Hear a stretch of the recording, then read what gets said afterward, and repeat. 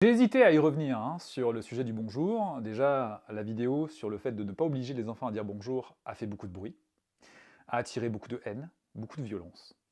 Les personnes d'ailleurs qui faisaient preuve de haine et de violence sont les premières à dire «Oui, mais si les enfants disent plus bonjour, ah ah, c'est pour ça qu'on en est là dans cette société» et j'en passais des meilleurs, puisqu'il y a eu des insultes, des menaces, bref. Je préfère ne pas exposer ceci ici, et j'ai supprimé pour éviter qu'il y ait des traînées de poudre. Il en reste encore quelques-uns parce que cette vidéo fait encore beaucoup réagir. Et elle fait beaucoup réagir pour différentes raisons, c'est que on adore forcer les enfants en France.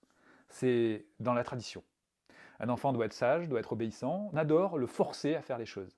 Au lieu de coopérer avec lui pour faire les choses, on va le forcer à faire les choses. Et au lieu de montrer l'exemple, on va le forcer à faire les choses. Montrer l'exemple.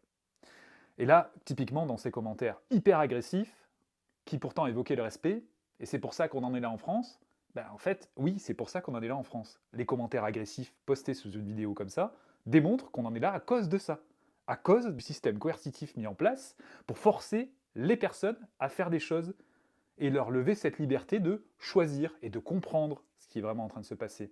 Parce que le bonjour n'est pas qu'un bonjour. Un bonjour, ok, à la volée comme ça, hey, bonjour, ou comme le ça va qu'on peut se distribuer tous les jours, va pas forcément dire qu'on s'intéresse à l'autre, va pas forcément dire qu'on va lui souhaiter une bonne journée, va pas forcément dire qu'on apprécie ou qu'on respecte cette personne. À combien de personnes dans la journée dites-vous bonjour sans les respecter? Ou en ayant peur de ces personnes-là? Et on en est là. Les méthodes coercitives mettent en place du dressage et non pas de l'éducation. L'éducation n'est pas du dressage. Donc le bonjour, les enfants le diront parce qu'ils auront des bons exemples autour d'eux et parce qu'on aura mis du sens dans ce geste-là. Et ceci nécessitera qu'on casse certaines chaînes, justement, de fais ce que je te dis sans réfléchir. Plutôt pour passer sur un mode regardons ensemble, faisons cet apprentissage ensemble, et à un moment, tu vas choisir de le faire par toi-même, ce geste-là, parce que tu auras compris, et ça sera en résonance avec tes besoins, avec tes émotions, et ton mode de compréhension, ta cohérence du monde, ça sera cohérent.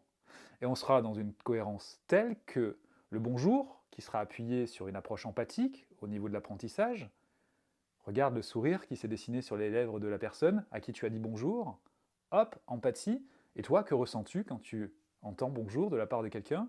Hop, empathie. Le fait de s'appuyer sur cela évitera de se retrouver avec des commentaires qui sont dans l'incohérence totale du point de vue extérieur, mais pas du point de vue de la personne, puisque je suis agressif, je manque de respect, pour dire que le fait que le bonjour ne soit pas une obligation pour l'enfant est un manque de respect. Ça va pas.